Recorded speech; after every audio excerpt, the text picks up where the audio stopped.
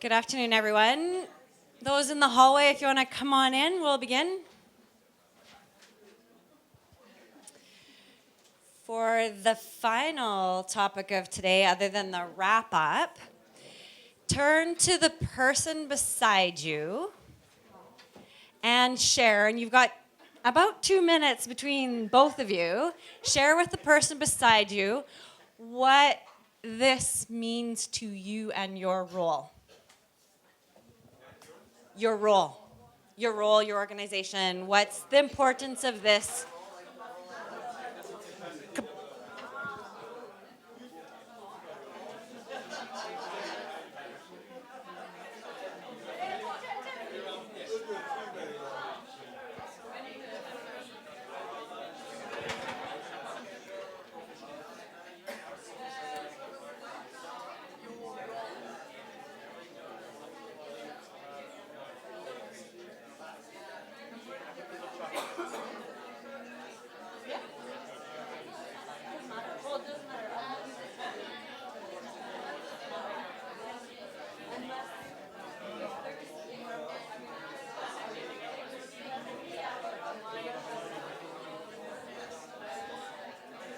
Okay, if you haven't switched people, switch.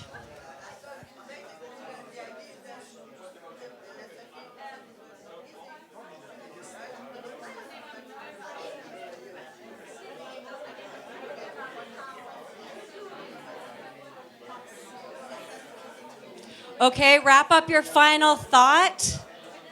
Wrap up your final thought.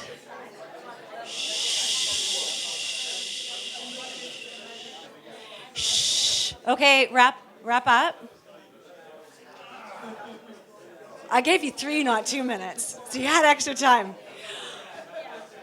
Okay, close up your thought. John. Okay. I was asked to, my name's Shawna Curry. I'm CEO of CAWST, Center for Affordable Water and Sanitation Technology. And the way I was asked to open by sharing a little bit about who CAWST is. And the title of the session is actually sums up very well the core of who CAWST is. But one of the biggest questions that we're constantly asking ourselves, and what's important for this conversation, is for whom and for what purpose. That's first and foremost, and then the tools and approaches need to be designed and tested around it. And one of the critical pieces of that is that these have a fairly quick turnaround time in terms of testing them out. Does it work? Is it achieving my goal?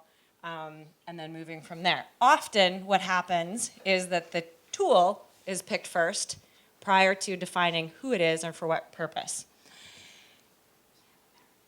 I'd like to introduce this water drop. A handful of you may have seen it before, as a representation of knowledge and where that knowledge lies.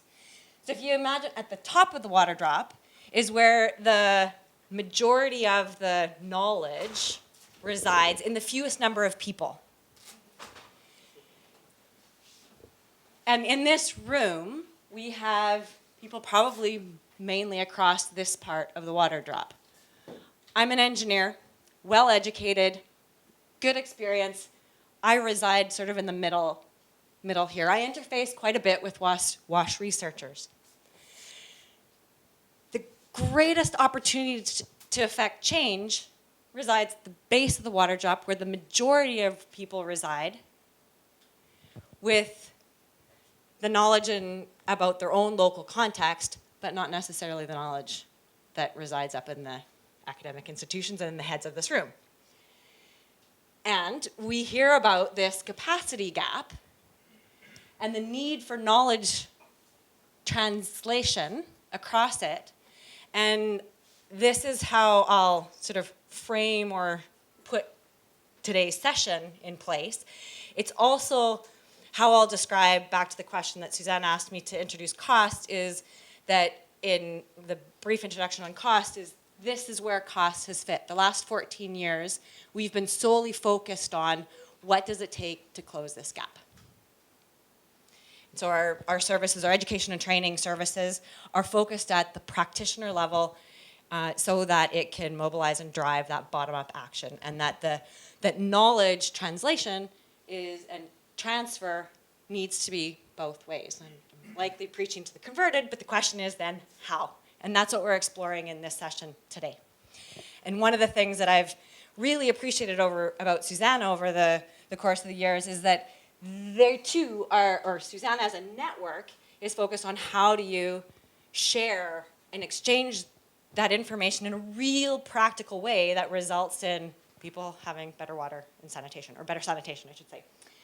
And that the I would say very agile and adaptive approach that GIZ has taken to setting up SuSanA is part of the reason it has been so successful, is that it's been real time. Does this work? No, it doesn't. Let's try this. That works. And then trying that out, and then what works and what grabs a hold of the membership, that's where they move, where the network moves towards. So with that, I'll introduce our first speaker, who's going to give a very concrete example. Dorothee, how do I pronounce your last name? Whatever. Dorothee works with a Swiss-based company called seecon, and she's going to speak very specifically about a concrete example of to the whom is entrepreneurs and the how seecon is working with those entrepreneurs to build their skills and knowledge to be able to implement sanitation programs. Over to you. You want this? Yeah, let me take that. She's got 10 minutes. Do I have this thing there? Well. Yes, for those who don't know me, my name is Dorothee Spuhler, and I'm working for seecon, and I'm going to present today the Smart Startup program that's showing how seecon is trying to develop capacity of entrepreneurs specifically. So seecon stands for Society, Economy, Ecology and Consultancy, and we have 3 main objectives: innovation, integration, teaching, capacitating and changing, and successful sustainable development. So we have an interdisciplinary team which includes engineers, geographer, economists, training specialists, and together we have developed different capacities for ourselves and competences in the field of water and sanitation. And 2 of our core competences are business development and capacity development. And there, Shauna talked about it, we have developed a broad portfolio of capacity development activities. Some of them you know maybe, it's the Sustainable Sanitation Water Management Toolbox and related training programs, the Water Integrity Management Toolbox and Water Integrity Management in the water sector. And one other project is the International Center for Water Management Services, CEWAS. CEWAS is based in Willisau, in the heart of Switzerland. Some of you know it. It's a non-profit organization, and it's based on the consideration that water and sanitation challenges are business opportunities. So it provides a platform for entrepreneurs in order to transfer their business idea into a successful startup. So what does CEWAS offer? It offers entrepreneurs a space for development of innovative ideas, a space for networking with international experts, business training and coaching specifically where it is required, exchange with other startups and like-minded people, and an inspiring working space. These are some pictures from the center in Switzerland where you can see the personal coaching support the people get and providing them the space to develop their business idea. The CEWAS Startup Program, which is addressed to these kind of people, contains 5 modules: business development, marketing, operation, finances, funding, and finally one-to-one coaching in order to make the idea happen. So that's nice, and we have managed to see now over 30 operational startups up there. And they have a different focus ranging from product or technology to service provider, and startups focusing more on the northern market or on the southern market. So the problem in the beginning was that we thought that most of our startups were more focusing or sitting in this side of the of this slide, which is normal because we're based in Switzerland. This, of course, is an ideal situation in order to connect to know-how from relevant institutions like ETH, or whatever. But it prevents many people from the southern part of the world to participate in the program. So what we did to improve this situation, we started to develop regional platforms and regional programs. So we now have actually a platform established in South Asia, in the Middle East. We are also working since several years in Zambia, for instance, and we have started to work in Latin America. One experience, or what allowed us, is there a watch somewhere? I don't see it. Okay, 5 minutes, yeah. What helped us to set up this platform was the CEWAS Smart Startup Program. What is it? It's a kind of a light version of the full-fledged Swiss 1-year, 6-module CEWAS program. And it contains 3 phases which are carried out together in close collaboration with local partners. Also, allowing the local teams to be trained in order to being themselves trainer and coaches afterwards. So it contains in a preparatory phase with CEWAS ateliers in order to spot potential entrepreneurs, but also potential coaches. These are then prepared for the future role. It then contains of a training module where 2 intensive training sessions takes place and coaching in the middle. And these sessions, or this phase, both the trainings and the coaching, is organized jointly by the Swiss coaches and facilitators and the local coaches and facilitators, providing the local team with the first hands-on training. The second phase is then followed by a coaching. This is mainly carried out by local coaches, which get support upon request from the Swiss teams. So far we have, or that's some pictures from such a training. So the participants, for instance, go through a session of a business idea fair where they present their ideas, they scan their environment, profile customer segments, or analyze their competitors. And in an interactive set of different sessions, they finally shape their business model in a business canvas, and they also have repeatedly to present their business ideas, and in the end they're able to do a good elevator pitch, convincing somebody about what they're plan to do. So, so far we had trainings in Zambia, but also Vietnam, Peru, Kampala, we had some, can't remember, India, different places. In Zambia, for instance, we are already in the 2nd year. Like this, each year, these are pictures from 2014, 5 to 10 startups get trained. These are some pictures from this year, where the local startups at the end of the training program present their ideas to the local audience, also in order to raise funding for implement their business ideas. So what we learned is that actually another way to carry out such CEWAS startup programs in the region is to combine and integrate them into existing projects, where the projects define the objectives, the audience, and the expected results, And the CEWAS training program is shaped in order to fit those.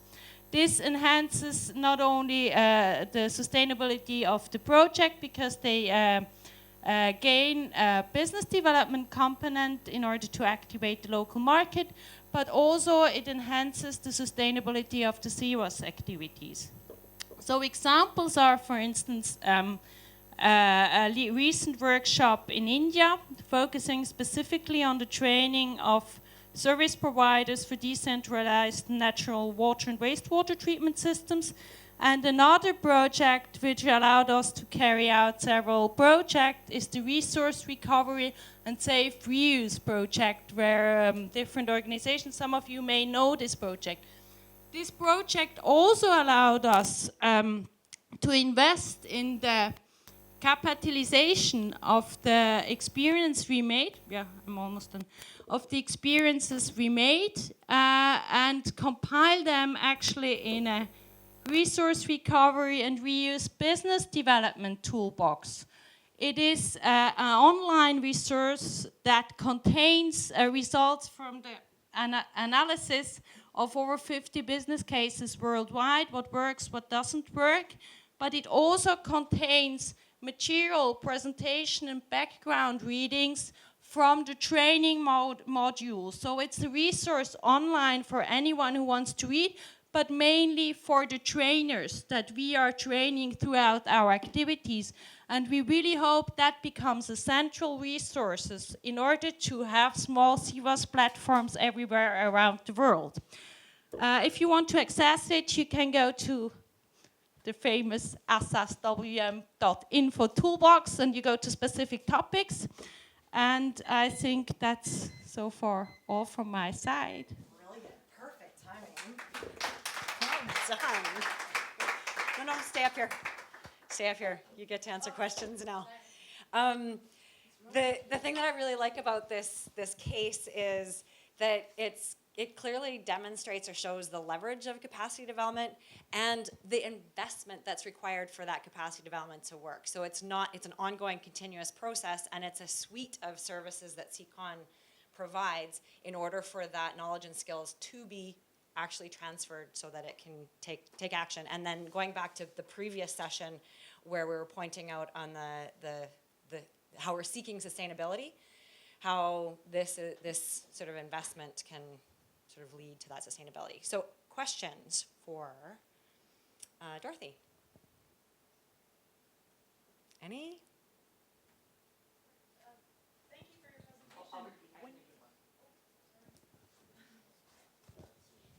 presentation. No, because our online folks want to hear what you have to ask. When you talk about what works and what doesn't work, how do you define that for an entrepreneur? You mean for the business cases that I haven't been involved in the analysis? It was a multi-criteria analysis that was based on the detailed study of different cases. I can't recall the indicators like that, but it depends also on the timeline you look at. Yeah, but I can get this information and put you in contact with the people later on. I think it would be interesting. Yeah.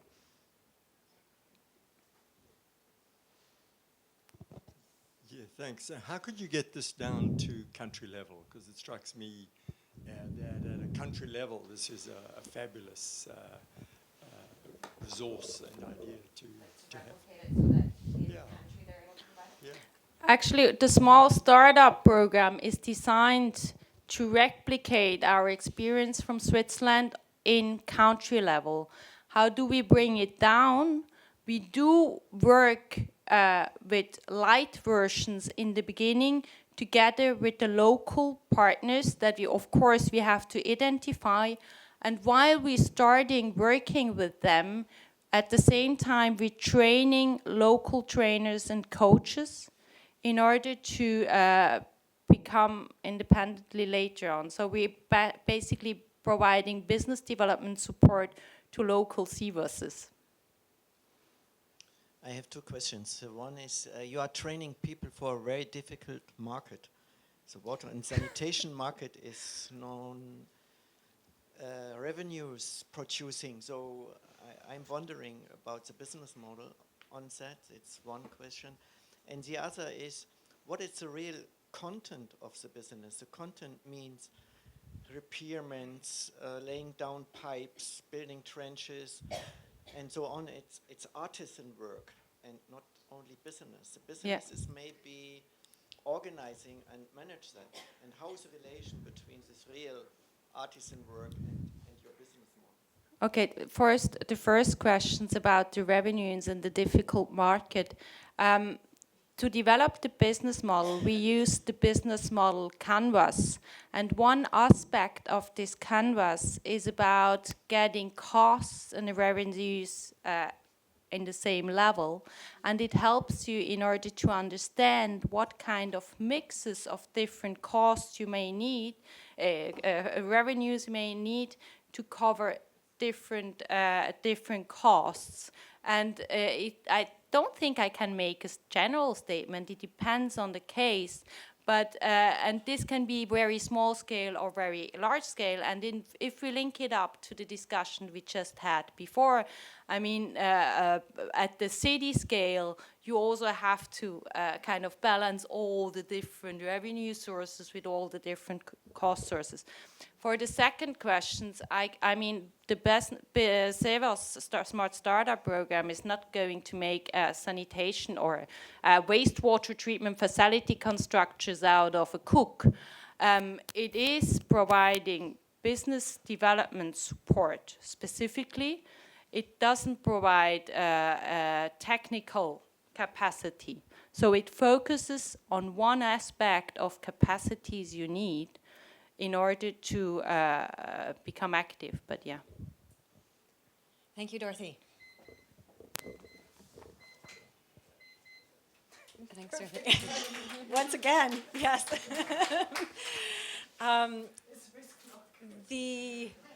And back to that water drop diagram is CEWAS has very, very clearly defined the whom their target market is, and it is entrepreneurs in that niche. And so there's a much broader, to your last question, there's a much broader area of water and sanitation that has to be met in other means, and capacity development in other means. One of the, not to preempt Trevor's, but the next stage of our discussion this afternoon is what can we be doing from our individual organizations as contributors to SuSanA and SuSanA, what ideas can we generate here in the room that for moving forward to increase our ability to share knowledge within the sector. And with that, Trevor's going to feed the discussion. Yes, so I think in the next sort of 10, 12 minutes, I'm not going to talk for 10, 12 minutes, but you are all going to talk and think for the next 10, 12 minutes. I just want to give a little bit of food for thought. Like today, what have we done? Today we've had a lovely meeting here, which has been live streamed. We've had plus minus 150 to 180 tweets. I haven't quite counted them exactly, but they've come in. That's been really impressive. The engagement compared to the Twitter chat in previous years is literally fivefold, sixfold this year. So that's great. So that there is one way that we've basically used this small room to crowdsource something. And there are also other ways to crowdsource. So if we take a step away from SuSanA, we think of just this idea of crowdsourcing. What is crowdsourcing? It's looking at putting together formats, and this is the challenging part, formats that you can push out to the masses, to the community, and source information, source input, source ideas that then saves you as the person looking for this, I suppose in economic theory, the search cost. You reduce your search cost dramatically because you have all the stuff coming in. Of course, there is the danger if you put the format together too vaguely that you'll then have information overload as you crowdsource too much. But nonetheless, I think going forwards from a knowledge management perspective, we need to see how we can effectively crowdsource information from the sanitation sector. And just a couple ideas. We've said something about the thematic discussion series. Another idea is about having a sector events calendar, whereby you put in the technology so that all the different community members or partners, perhaps, because you want to have some kind of barrier or some kind of quality control, can actually then contribute to a very large sector events calendar. So you can not only have global events, but you can actually find out what's happening in the region. And then, of course, there's wikis. We know about wikis. We know about that idea. It's about collaborating in one document and having a living document and taking that forward. And another idea, of course, is having is crowdsourcing information from different partners using a profile. I mean, that's not a new idea. I mean, that's basically that's Facebook's model, LinkedIn's model. So those are a couple ideas. But when we think about crowdsourcing, what I'd like to discuss in the next 10 minutes is what do all of you think are interesting ways to crowdsource information in a format that you don't get totally overwhelmed by what comes back at you. And so what kind of ideas could we maybe do some brainstorming about this for the next 10 minutes or so? Thank you. Right, and the other idea that SuSanA wanted me to speak briefly to is, well, it's not just an idea. We're at the soft launch stage of a Washi Library, which essentially is an automated collection of WASH-related content from all the known, maybe not all, but the known libraries out there, that when you go, there's often duplication, it's hard to find, and this Washi Library makes it more efficient for us to be able to find the resources and then high grade the information to get the top references, to be able to identify the mix of what's pure research versus gray literature, project reports, and to be able to group items in sub areas of our own interest. Where we are at on this is, like I said, we've got a soft launch, and coming up right away. Phase 1 will be solely on the documents side of things, such as research and publications. Phase 2 will also include news, media, self-published news, blogs, images and diagrams, videos, and people, experts. And then phase 3 will include the social media aggregation. Phase 4 is improving the search capability, which is basically making it a smarter search engine based on user purpose, intention, or relevance. So I may, for instance, really trust Olivier in terms of, and I follow, like I like how he categorizes his little libraries, and that may be a reference point for me. So it's using a number of different tools that are now available, which is really exciting because there's this convergence of all of this massive amount of information going online, and it's hard to access it, but there's also way better tools to help us access it. And so that's an initiative we'll be putting out shortly. Next, for the last 8 minutes, is... Pardon me? No, we're not taking any questions. That can happen afterwards. What we really want to use the last part of this time is any great ideas, wacky ideas, thoughts that you've had in your own practice. I wish I had, or I wish I could. We're just going to, no discussion, brainstorm, no ideas or bad ideas. Put your thoughts up here, reflect back what you've heard from, like, where your energy is around what Trevor and I have just communicated. Other ideas, we're going to make a list. Some of them will be great, and someone will take initiative, and other ones may come up in the years to come. So, Dorothee. I just would like to quickly react, then you get my brainstorm. No, afterwards. Brainstorm ideas. So, and I'll just, you call them out. We can't take the microphone out, so I'll repeat the ideas so that our online listeners can hear.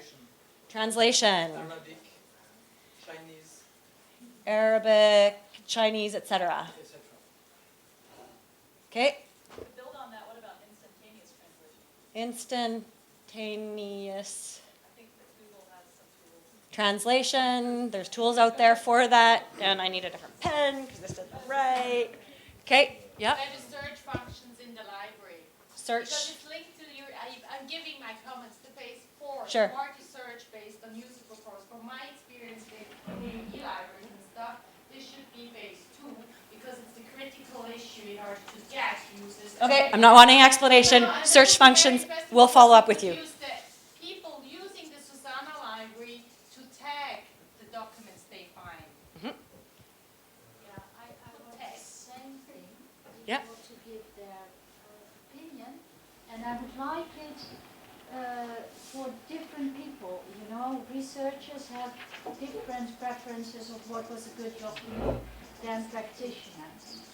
So this is specifically for the Washi Library concept. And Yep. if people could put comments under it saying, I use this tool, it's like I made this recipe of this pudding, but it's always collapsed.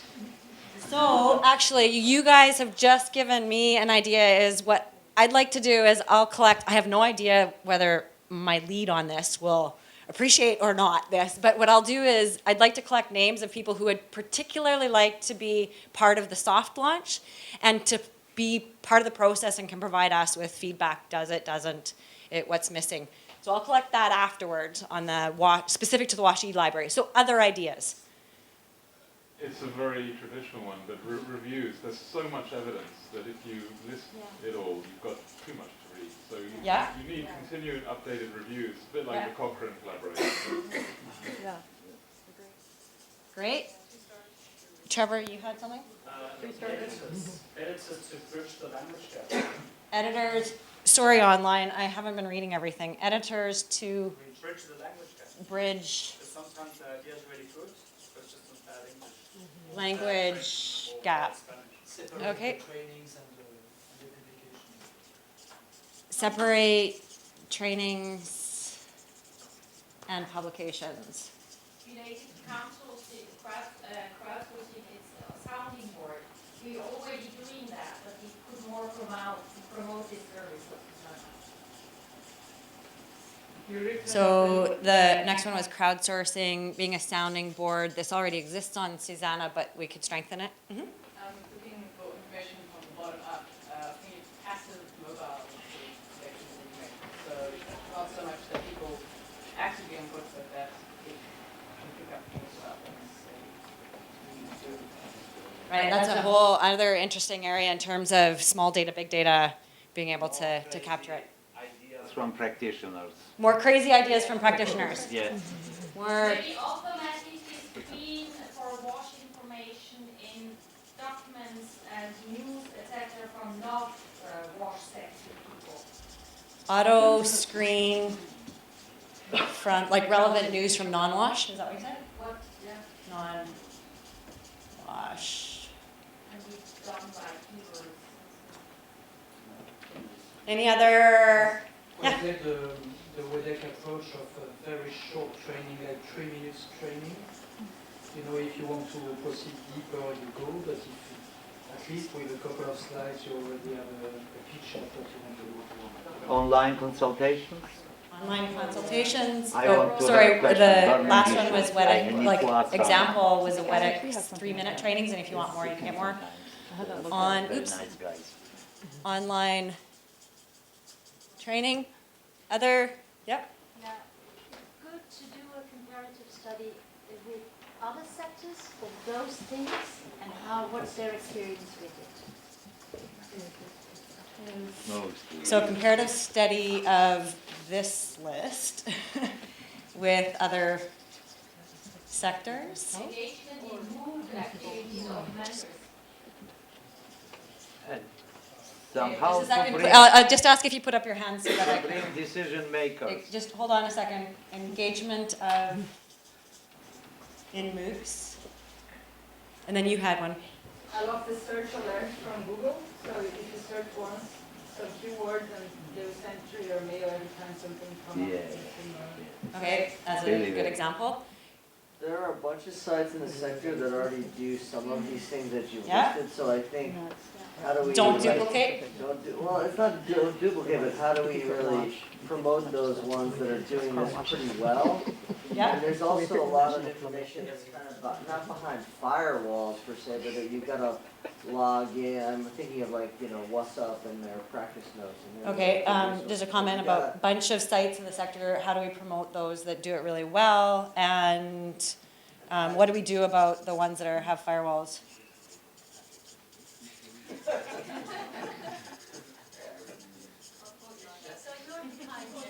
Okay, I'm gonna have to wrap this up. Any final, anything that was not captured here that you want to make sure gets captured here? Shawna, can you go to Whoa, great. So you know what? I'm going to have to close this.